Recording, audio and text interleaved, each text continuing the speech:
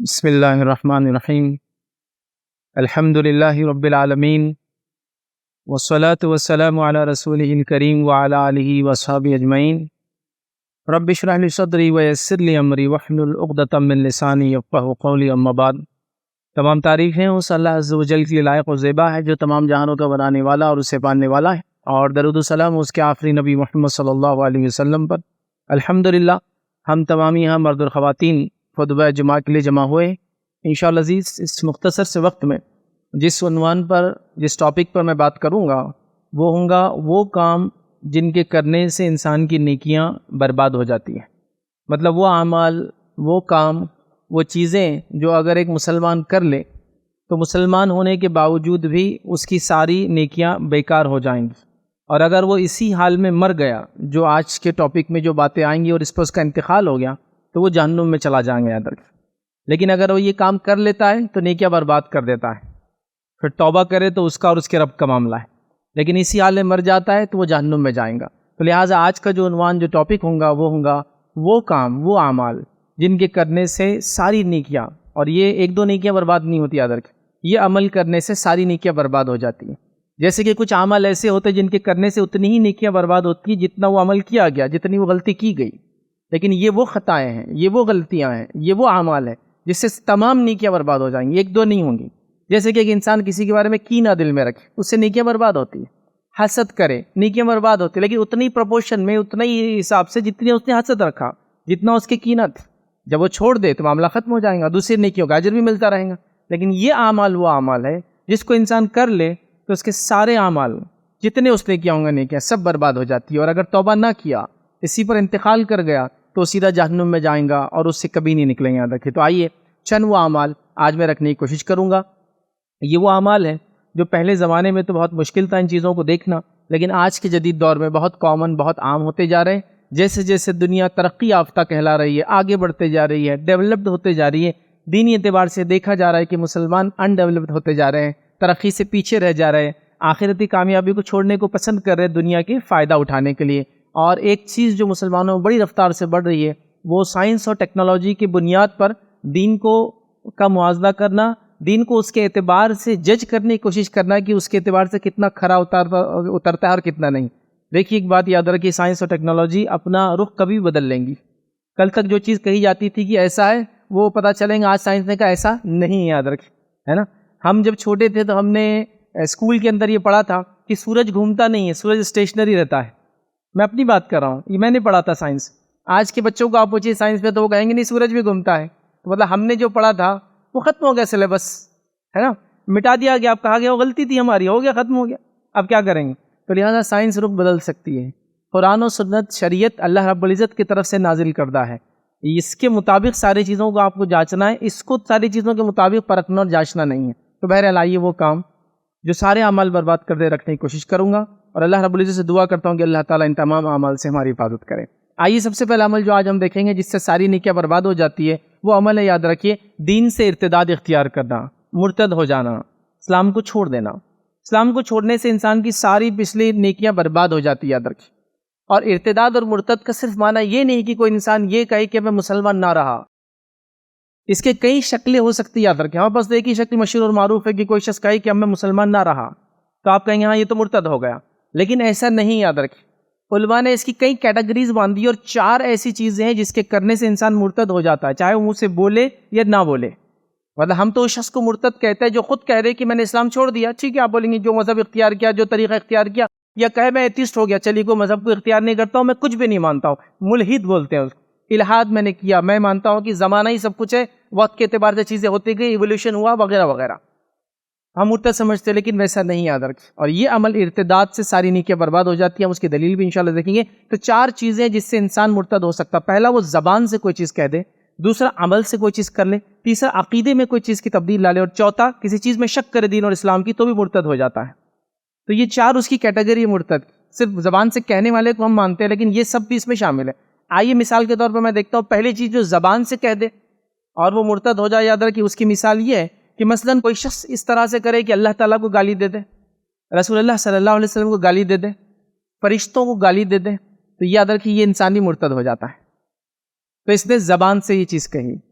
مطلب اس نے مذاق اڑایا اللہ کا، اس کے رسول کا یا رسولوں کا، کوئی بھی جو ان سے پہلے آئے ہیں، اور اس کے ساتھ ساتھ اس نے فرشتوں کا مذاق اڑایا، ٹھیک ہے، اور گالی گلوچ کی، برے الفاظ کہے، یاد رکھیے، تو یہ شخص مرتد ہو جاتا ہے، یاد رکھیے، سوائے اس شخص کے، اس میں ایکسیپشن سے وہ آدمی ہے جس کو اتنا ظلم کیا جائے کہ مجبوراً اس کی زبان یہ چیز کہہ دے، جیسا عمار بن یاسر رضی اللہ عنہ کے تعلق سے جو آتا ہے، ان کو مشرکین نے پکڑ لیا اور عبرت سزائے دینے لگے، اور مارتے بھی نہیں ہیں۔ ایک آدمی کو مار دیا جائے تو وہ مر جائیں گے اسلام پر، مارتے نہیں ہیں، اور کہتے ہیں نبی اکرم صلی اللہ علیہ وسلم کو گالی دے بس تو ہم تجھے چھوڑ دیں گے، اور وہ کہتے نہیں دوں گا، پھر چھوڑتے ہیں، پھر مارتے ہیں، مطلب اتنی ایذا کی انہوں نے، مجبور ہو کر نعوذ باللہ نبی اکرم صلی اللہ علیہ وسلم کو گالی دے دی۔ تو اللہ نے قرآن میں آیت نازل کر دی جن کے دلوں میں یہ بات نہیں تھی اور وہ بیچارے مجبور کر دیے گئے، تو اللہ تعالیٰ ان کی پکڑنے کی، چونکہ دل میں نہیں تھا، مجبور کر دیے گئے۔ مجبوریاں ہمیشہ ایکسیپشنل رہیں گی، عادت، تو یہاں انسان نے جانتے بوجھتے ہوش اور حواس میں، عقل اور شعور کے ساتھ کوئی نقصان ہو گیا، کوئی چیز ایسی ہو گئی جو پسند نہیں کرتا، گالی کے وقت دی اس نے، تو یہ شخص بھی مرتد ہو جاتا ہے، اور مرتد ہونے کے نتیجے میں ارتداد، اس کے پچھلے عمل برباد ہو جاتے ہیں۔ دوسرا وہ شخص جو عمل کے اعتبار سے، جیسے کہ مثال کے طور پر کوئی شخص یاد رکھیے ایسا فعل کر لے کہ وہ بتوں کے سامنے سجدہ کر دے، ٹھیک ہے، تو یاد رکھیے عمل کے اعتبار سے یہ شخص بھی مرتد ہو جائے گا، کیونکہ اس نے بتوں کے سامنے سجدہ کر دیا، غیر اللہ کے سامنے سجدہ کیا۔ تیسرا وہ شخص جو عقیدے کے اعتبار سے ہو، مثلاً کوئی شخص یہ کہے کہ زنا میرے نزدیک حلال ہے، میں نہیں سمجھتا ہوں نماز فرض ہے، پڑھ لے تو اچھی بات ہے، نہیں پڑھے تو کوئی مسئلہ نہیں، مجھے لگتا ہے حج وغیرہ صرف ترغیب کے لیے بتایا گیا ہے، تو وہ چیز جو اس دین کے اسٹیبلش چیزیں، یاد رکھیں، اس معاملے میں وہ کہے کہ میں نہیں مانتا ہوں اس کو، تو یہ شخص بھی مرتد ہو جاتا ہے، یاد رکھیں۔ ایک ہے ایک انسان نماز نہیں پڑھتا، نماز نہیں پڑھنے سے آدمی مرتد نہیں ہوتا، یاد رکھیں، گناہ گار ہوتا ہے۔ کوئی کہے میں سمجھتا ہوں نماز فرض ہی نہیں ہے، یہ مرتد ہو جائیں گے، تو یہ ہوا عقیدے کے اعتبار سے۔ اور چوتھا وہ شخص، یاد رکھیں، جو شک کرے دین اسلام میں، جیسا مثال کے طور پر نبی اکرم صلی اللہ علیہ وسلم کی رسالت پر شک، سمجھ رہا، فرشتوں کے اوپر شک کی پتہ نہیں وہی کس کو دی گئی تھی، غلطی سے لا کے تو نہیں پہنچا دیا، ایسے کئی لوگ یاد ہے کہ جنہوں نے فرشتوں پر شک کیا، دین پر شک کیا، رسول اللہ صلی اللہ علیہ وسلم پہ شک کیا، مختلف چیزوں کے، تو یاد رکھیں اس سے بھی انسان مرتد ہو جاتا ہے، وہ اس میں وہ کہتا نہیں لیکن وہ ہو جاتا ہے۔ تو یہ تمام اعمال سے یاد رکھیے پچھلی نیکیاں برباد ہو جاتی ہے۔ اللہ رب العزت قرآن میں فرماتا اور کہتا ہے وَمَن يَرْتَدِدْ مِنْكُمْ عَنْ دِينِهِ فَيَمُتْ وَهُوَ كَافِرٌ، جو شخص ارتداد کرے تم میں سے، جو لوگ اپنے دین سے پلٹ جائے اور کفر پھر اسی حالت میں مر جائے، وَهُوَ كَافِرٌ، اور وہ کفر کی حالت میں پھر وہ جو ہے مر جائے، فَأُولَٰئِكَ حَبِطَتْ أَعْمَالُهُمْ فِي الدُّنْيَا وَالْآخِرَةِ، تو اللہ تعالیٰ دنیا اور آخرت کے اس کے تمام اعمال برباد کر دیتا ہے۔ وَأُولَٰئِكَ أَصْحَابُ النَّارِ هُمْ فِيهَا خَالِدُونَ، اور وہ ہمیشہ ہمیشہ کی جہنم آگ میں جائیں گا اور اسی کے اندر رہیں گے، یاد رکھیں۔ تو لہٰذا جو شخص ارتداد اختیار کرے اور اس پر مر جائے، وہ ختم ہو گیا اس کے اوپر، تو وہ کافر ہوا اور اس کے تمام اعمال برباد ہوئے، اور یاد رکھیے اللہ رب العزت اس شخص کو جہنم کی آگ میں جلائیں گا۔ اور آج ارتداد یہ بہت، جس کو میں کہتا ہوں بہت زور و شور میں ہے، اس اعتبار سے کہ وہ آدمی کہہ نہیں رہا ہے، لیکن یہ جو شکوک، شبہات، میں نے جتنی باتیں کہ عقیدے میں تبدیلی لانا، چیزوں کو سمجھنا ایسا نہیں ہوگا، اللہ نعوذ باللہ اللہ تعالیٰ کا، فرشتوں کا مذاق اڑا دینا، اور یہ بہت عام بات ہے، یاد رکھیں۔ فرشتوں کے تعلق سے تو ایک بات وعید کے طور پہ کہوں گا، فرشتوں کا مذاق اڑانا کفر ہے، یاد رکھیے، ویسے بہت سخت گناہ ہے، لیکن اس کو ہم گناہ نہیں سمجھتے، اور بہت کامنلی آپ نے اشعار نہیں جوک سنے ہوں گے جو فرشتوں پہ باندھے جاتے ہیں، کہ اس کو لینے آیا تھا نعوذ باللہ، ان کو لے کے چلے گیا، پھر احساس ہوا فرشتوں کے بارے میں مذاق، یہ کفر ہے، اس لیے کہ فرشتے ایمان کے اندر جو ہمارے داخل چیز ہے، اس میں آمنت باللہ و ملائکتی، دوسرا درجہ رکھتے ہیں اللہ پر ایمان کے بعد فرشتوں پر ایمان لاتے ہیں ہم لوگ، وہ کتبی، پھر کتابوں پر ایمان لاتے ہیں، تو یہ بڑی اہم چیز ہے۔ تو فرشتوں کا مذاق اڑانا، برا کہنا، حتیٰ کہ علماء نے یہاں تک لکھا کوئی شخص اگر کسی کے چہرے کو دیکھے، نعوذ باللہ، یہ میں الفاظ صرف علم کے لیے بتا رہا ہوں آپ کو، میرے الفاظ نہیں ہیں، کوئی مذاق سے یہ کہے کہ تو جہنم کے داروغہ جیسا، مالک جیسا دکھتا ہے، کیونکہ جہنم کے داروغہ سخت چہرے والا ہے، اللہ کے رسول نے دیکھا ان کو اور کہا کہ وہ سخت چہرے والے ہیں، تو کوئی کسی کو دیکھ کر ڈگری، مطلب برائی کے معنی میں یہ لے، تیرا چہرہ تو جو ہے جہنم کے داروغہ جیسا، مالک کے جیسا ہے، تو یاد رکھیے اس شخص نے بھی کفر کیا، چونکہ اس نے اللہ کے ایک فرشتے کا مذاق اڑایا۔ تو بہرحال ارتداد بہت خطرناک چیز ہے، اس سے تمام پچھلے اعمال جس نے بھی کیا ہوں گا سب برباد ہو جاتے، لہٰذا اس معاملے میں بڑی احتیاط کرے۔ اور آج بچوں کو تعلیم نہ دینے کے نتیجے میں، تعلیم سے برا دینی تعلیم، ماشاءاللہ دنیاوی تعلیم میں تو آگے سے آگے بڑھتے چلے جا رہے ہیں، دینی تعلیم نہ دینے کے نتیجے میں، تربیت نہ کرنے کے نتیجے میں، اسلامی عقیدہ نہ سکھانے کے نتیجے میں ان کے لیے ارتداد آسان ہو گیا۔ اور یہ ارتداد کی طرف نوجوان کیوں جاتے ہوا میں رکھ دوں یہاں، کیونکہ ہم صرف نوجوانوں کو یا نئی نسل کو بلیم نہیں کر سکتے، مسئلہ یہ کہ ہم نے سوال و جواب کا معاملہ بند کر دیا ان کے ساتھ، نوجوانوں کے ذہن میں 100 سوالات ہیں، اور ہم سوالات کو اگر کرنے بھی دیتے ہیں تو بہت کیٹیگرائز کر کے یہ کرنا اور یہ نہیں کرنا. یہ سوال تمہارے ذہن میں آیا کیسا؟ آیا، اب جواب دینا ہے. آیا کیسے بول سکتے ہیں؟ اب اس وجہ سے بولتے ہیں کہ یہ جواب تو مجھے ملنے والا نہیں، اس لیے کہ اسلام میں اس کا کوئی جواب ہے نہیں، نتیجتاً میں اس دین کو حق نہیں مانتا ہوں. یا یہ بھی ایک کئی ادیان جو دنیا میں چلتے ہیں وہ دین کا ایک جو ہے، یا ایک مذہب ہے. مذہب سمجھتے ہیں نا؟ مذہب مطلب وہ طریقہ جس میں کوئی عبادتوں کرنے کے طریقے بتائے گئے، وہ دین نہیں ہوتا ہے. مذہب مطلب عبادتوں کے طور طریقے، اس کو کہتے ہیں مذہب. اور دین کا مطلب یہ جو پیدائش سے لے کر موت تک آپ پہ کنٹرول رکھتا ہے. تو اسلام دین ہے، یاد رکھیے، مذہب نہیں، یہ دین ہے. ٹھیک ہے، تو بہرحال اس کو سمجھنے کی ضرورت ہے. ہم جواب نہیں دیتے ہیں. جب جواب نہیں ملتا ہے تو نوجوانوں کو یہ لگتا ہے جو میڈیا کے ذریعے سوالات اٹھائے گئے، مستشرقین کے ذریعے، اورینٹلسٹ کے ذریعے سوالات اٹھائے گئے، ایکس مسلم کے نام سے لوگ سوالات اٹھا رہے ہیں. اسی طرح وہ لوگ جو دیگر مذاہب کے جو اسلام کے بارے میں برائیاں لوگوں میں پھیلا کر مسلمان نوجوانوں خراب کر رہے ہیں، ان کے اٹھائے گئے سوالات ہیں، اور آپ کے پاس ہمارے پاس جواب نہیں ہے. سوال کوئی نوجوان کرے تو ہم بتائیں یہ سوال نہیں کرتے، ایسے سوال نہیں کرنا، چلو توبہ کرو اور آئندہ یہ سوال نکال دو. لیکن سوال تو ذہن میں ہے، اور انسانی فطرت ہے، یہ انسان کا مزاج ہے سوال کرنا، یاد رکھ، ہے نا؟ یہ مزاج اور یہ فطرت سے انسان ہٹ نہیں سکتا، اس میں تجسس، سوال کرنے کی صفت ہے. حتیٰ کہ خضر علیہ السلام موسیٰ علیہ السلام سے ملے، اور خضر نے کہا جب تک میں تم کو نہ بتاؤں تم مجھ سے سوال نہ کرنا. موسیٰ علیہ السلام خاموش نہیں بیٹھ سکے، لیکن کرتے گئے نا سوال. ارے یہ تم نے کشتی میں سوراخ کر دیا، اس نے تو ہماری مدد کی تھی. کہا میں نے کہا تھا نا آپ سوال مت کرنا. ہم نے وہ دیوار کیوں اٹھائی ان لوگوں کی جبکہ ان لوگوں نے کھانا پینا دیا؟ آپ نے کہا بھائی یہ سوال اب مت کرنا، اگلی بار سوال ہوں گا تو اب ساتھ نہیں ہوں گے. کیوں تم نے اس نوجوان بچے کو قتل کر دیا؟ تو کہا اب ہمارے الگ ہونے کا وقت آ گیا. تو موسیٰ علیہ السلام جیسی شخصیت بھی خاموش نہیں بیٹھ سکے، سوال پوچھا. فرشتوں کو آپ دیکھیے، جیفری لینگ نامی ایک بڑے مشہور میتھمیٹیشین ہے، مجھے نہیں پتا کہ وہ حیات ہے نہیں اب، لیکن کسی زمانے میں 1780s میں وہ ایمان لے کر آئے تھے. امریکن میتھمیٹیشین تھے، سائنٹسٹ تھے میتھس کے. تو بہرحال انہوں نے وہ سوال کرتے تھے تو لوگوں نے کہا کہ سوال نہیں کرنا، دین میں سوال نہیں ہے. دیکھیے دین میں سوال، بیجا سوال انبیاء کی موجودگی میں نہیں ہے، کیونکہ انبیاء کی موجودگی میں بیجا سوال کرنا یہودیوں کی عادت تھی.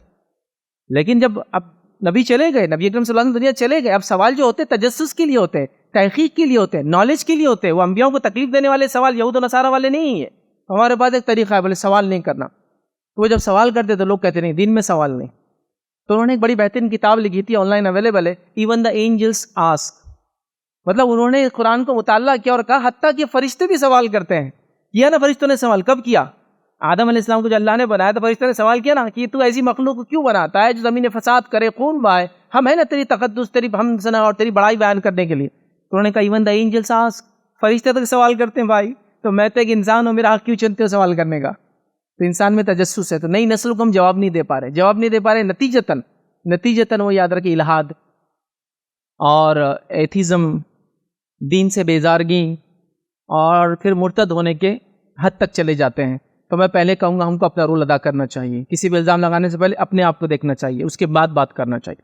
تو پہلی چیز یاد رکھیں جس سے عمل برباد ہو جاتے وہ ہے ارتداد، مرتد ہو جانا. آئیے دوسری چیز جو آج ہم دیکھیں گے جس کی وجہ سے انسان کے سارے عمل برباد ہو جاتے ہیں جو اس نے کیا، وہ ہے غیر اللہ کی عبادت کرنا. اللہ کے علاوہ کسی کی آپ عبادت کریں گے تو یہاں انسان کے سارے پچھلے اعمال برباد ہو جاتے ہیں.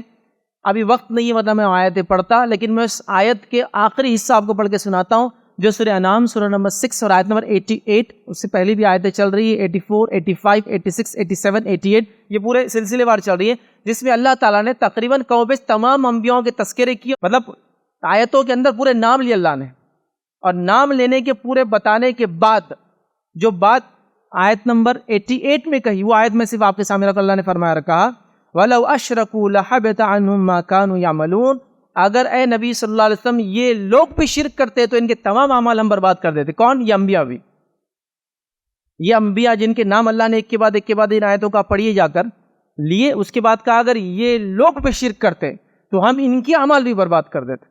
تو شرک وہ جرم ہے، یاد رکھیے، جس سے تمام اعمال برباد ہو جاتے ہیں، اور اس پہ کسی کی موت آ گئی وہ ہمیشہ جہنم میں جلنے والا. یاد رکھیے اس کے لیے کوئی راستہ نہیں بخشش کا. یاد رکھیے چونکہ شرک یہ سب سے بڑا گناہ ہے.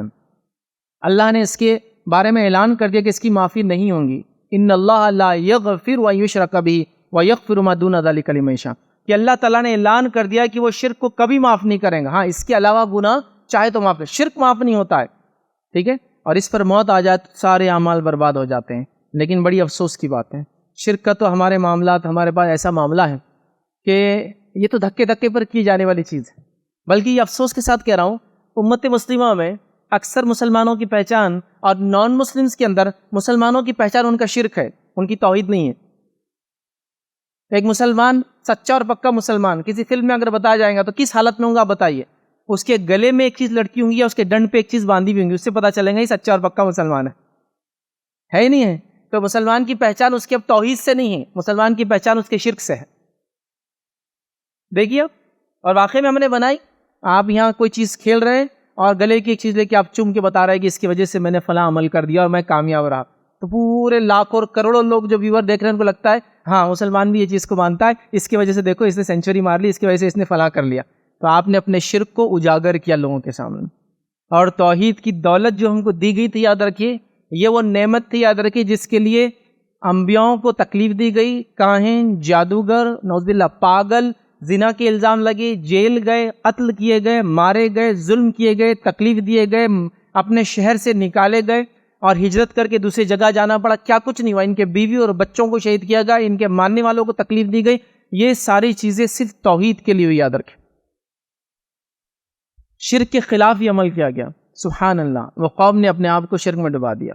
ذرہ برابر بیماری شرک کر لو شفا یاب ہو جاؤں گے، شرک کر لو وہ کامیاب ہو جاؤں گے ہم، بزنس میں تھوڑی سی تکلیف فلاں چیز لٹکا لو کامیاب ہو جاؤں گے تم، کسی مصیبت اور بلا کو ٹالنا ہے فلاں چیز چپکا لو، کھا لو، لگا لو، ٹھوک لو، پلا لو، جلا لو، دبا دو، کامیاب ہو جاؤں گے، ایک جھٹکے مطلب کامیابی۔ تو غیر اللہ کے علاوہ کسی سے مانگنا، یہ سمجھنا کہ وہ مصیبت کو ٹال سکتا ہے، دکھ کو دور کر سکتا ہے، تکلیف کو دور کر سکتا ہے، بیماری کو دور کر سکتا ہے، خوشیوں کو لا سکتا ہے، خیر کو لا سکتا ہے، اچھائی کو لا سکتا ہے، یہ سب شرک ہے۔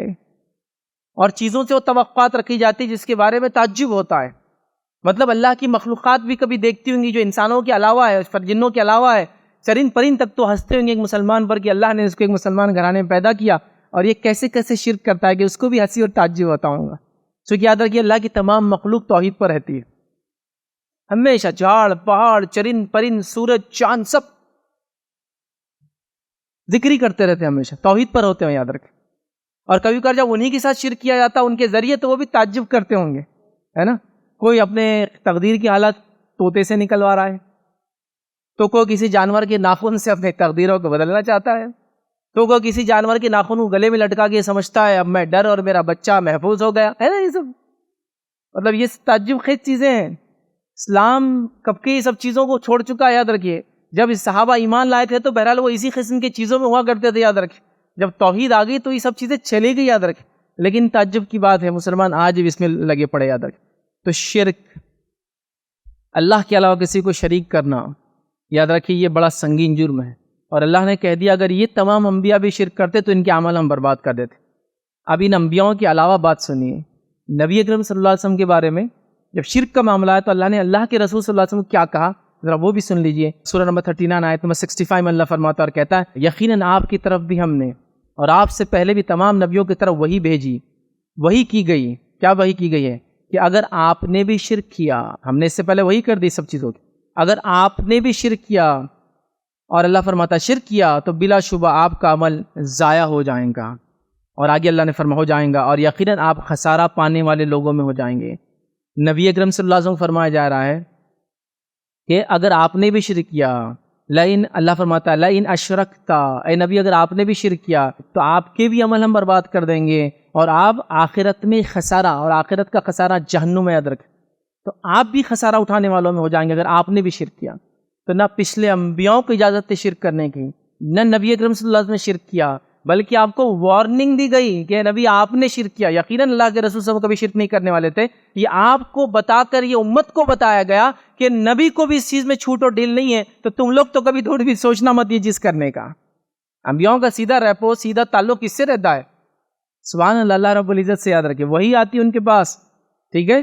تو لہٰذا ان کے پاس بہت زیادہ ذرائع ہوتے اپنی معافی مانگنے کے، سیدھا تو ان سے وارننگ دی جا رہی ہے کہ آپ نے بھی شرک کیا تو ہم معاف نہیں کرنے والے آپ کو۔ سبحان اللہ، تو اندازہ لگا، یاد رکھ۔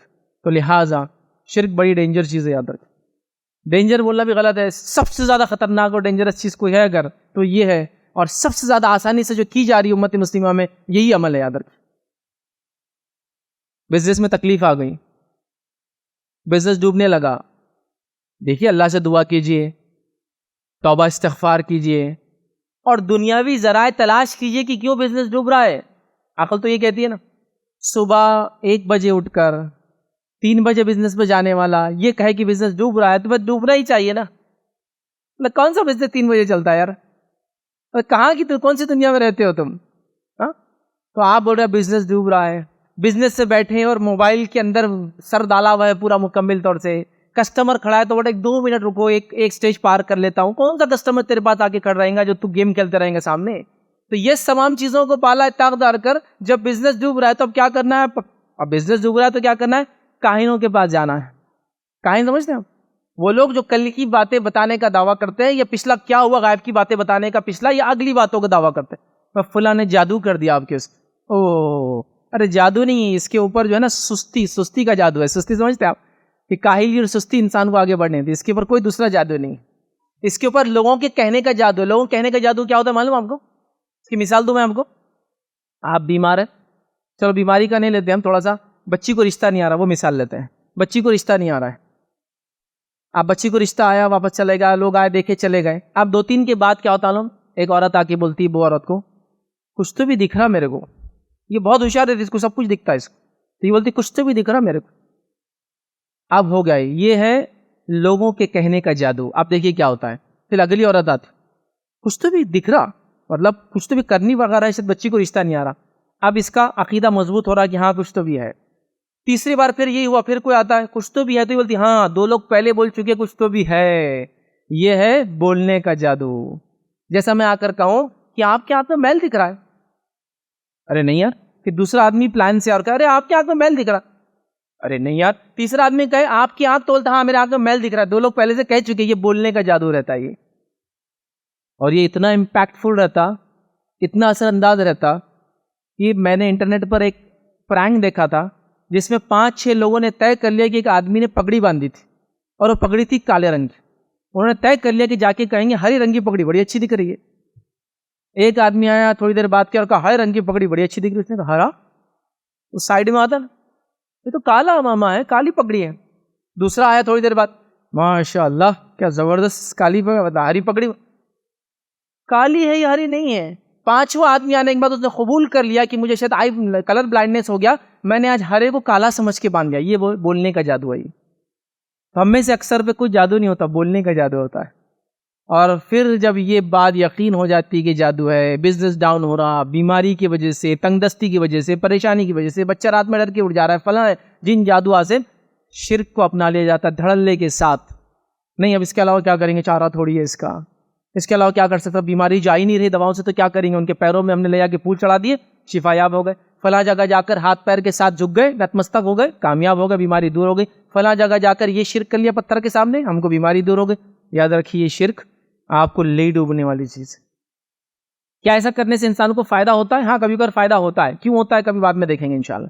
وہ جادو کے ذریعے کرتے, جنات کے ذریعے کرتے, فائدہ ہوتا ہے, لیکن یہ شرک ہے.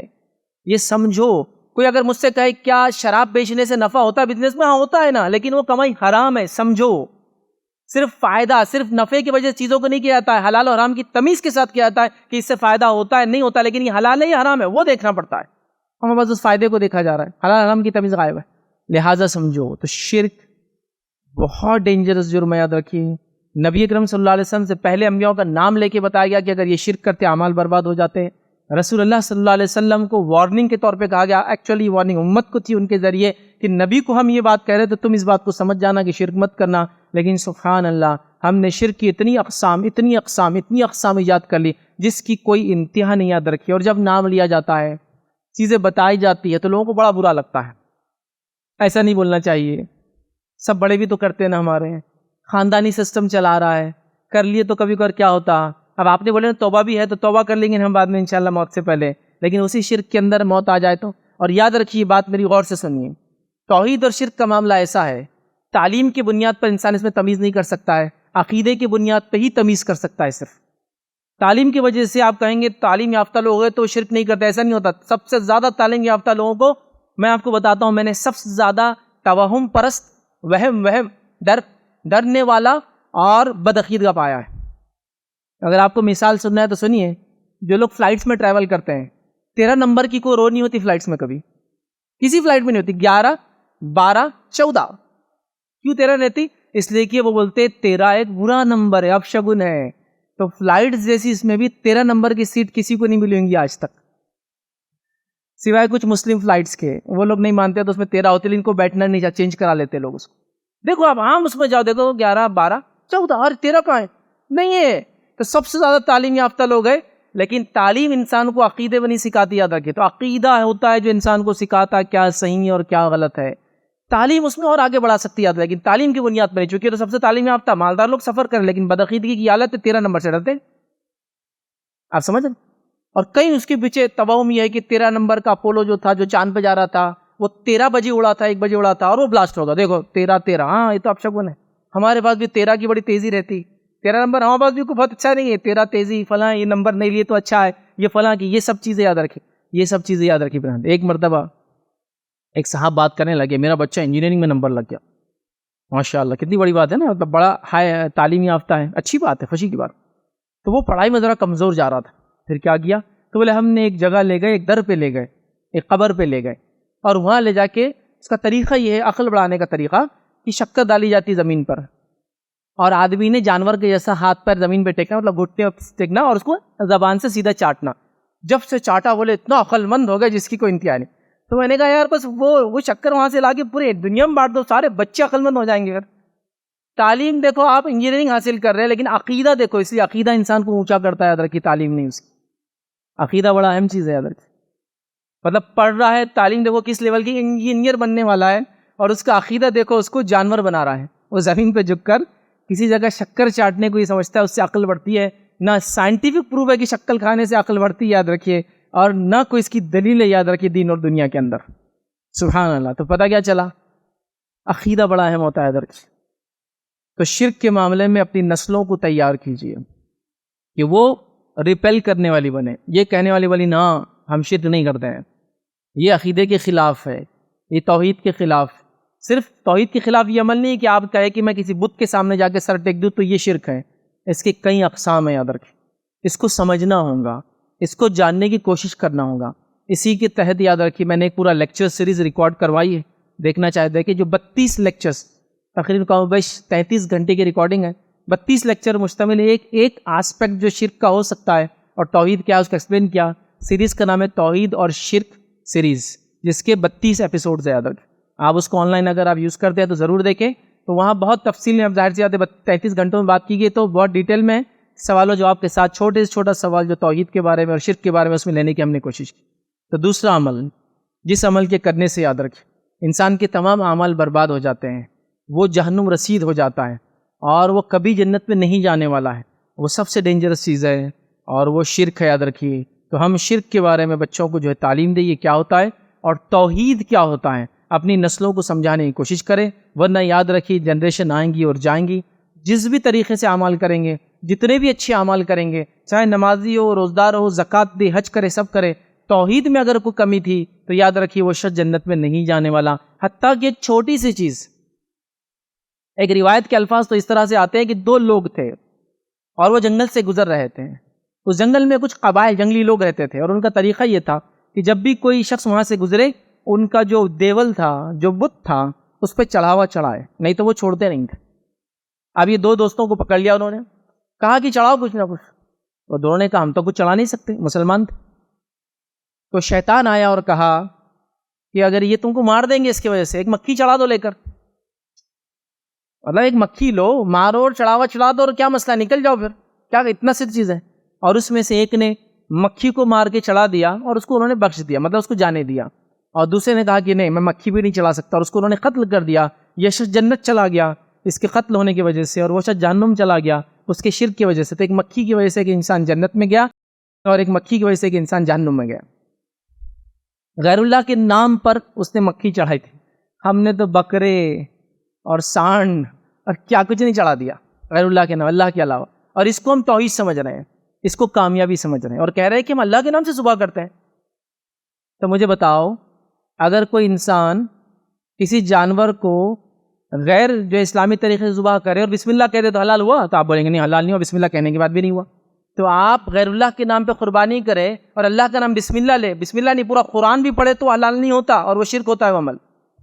لیکن ہمارا معاملہ یہ ہے کہ بڑے کرتے آ رہے ہیں، سماج میں چل رہا ہے، اتنے لوگ غلط کیسے ہو سکتے ہیں ایک ساتھ؟ بھائی ایسا نہیں ہو سکتا ہے۔ تو لہٰذا توحید کا معاملہ سینسٹیو ہے، شرک کا معاملہ خطرناک ہے۔ انشاءاللہ اس پہ ہم کو کافی اسٹڈی اور غور و فکر کرنے کی ضرورت ہے۔ کتابیں اور لیکچرز موجود ہیں آج کل کے زمانے میں، بہت آسان ہے، آپ اس کو ضرور سنیں اور پڑھیں تاکہ اس کو کریں۔ انشاءاللہ عزیز اور بھی کچھ پوائنٹس ہیں، پھر انشاءاللہ آنے والے جمعے میں اور بھی وہ اعمال دیکھیں گے جو اعمال کے کرنے سے سارے پچھلے نیکیاں انسان کی برباد ہو جاتی ہے۔ آج ہم نے 2 دیکھی، آنے والے اس میں انشاءاللہ اور 3 سے 4 ایسے اعمال ہیں جن سے پچھلی نیکیاں جو برباد ہو جاتی ہے اور انسان اس سے مر جائے تو جہنم میں جاتا ہے، وہ دیکھنے کی کوشش کریں گے۔ اللہ رب العزت سے آخر میں دعا ہے کہ اللہ سبحانہ تعالیٰ ہم تمام کو ایسے تمام اعمال سے بچائے جس سے اللہ کی ناراضگی ملتی ہے، اور تمام ان اعمال کو کرنے کی توفیق عطا فرمائے جن سے اللہ تعالیٰ تو راضی ہوتا ہے۔ اسی طرح وہ تمام گناہ جو ہم سے ہوئے، اللہ تعالیٰ ہم تیرے سامنے جو ہے معافی مانگتے ہیں، آؤ بکا کرتے ہیں، گڑ گڑاتے ہیں اور افسوس کرتے ہیں کہ غلطی اور خطا ہوئی، اور اللہ سے ہم دعا کرتے ہیں کہ تو ان خطاؤں کو ہماری جو ہے معاف کر۔ اسی طرح ہم اللہ رب العزت سے دعا کرتے ہیں کہ اللہ سبحانہ تعالیٰ تمام وہ لوگ جو بیمار ہیں ان کی بیماری میں جو ہے ان کے شفا یاب کرے، جو لوگ جو ہے پریشان حال ہے، مظلوم ہے، اللہ تعالیٰ ان کی جو مدد کرے، جو لوگ مقروض ہے اللہ رب العزت ان کے قرض کے اس بوجھ سے ان کو نکالے، جو لوگ گھریلو مسائل سے پریشان ہیں اللہ تعالیٰ ان کے مسائل کو حل کرے۔ اللہ رب العزت جب تک ہمیں زندہ رکھے اسلام اور ایمان پر زندہ رکھے، خاتمہ ایمان پر ہو۔ آخر دعوانا الحمد للہ رب العالمین، سبحان ربک رب العزت عما یصفون وسلام علی المرسلین والحمد للہ رب العالمین۔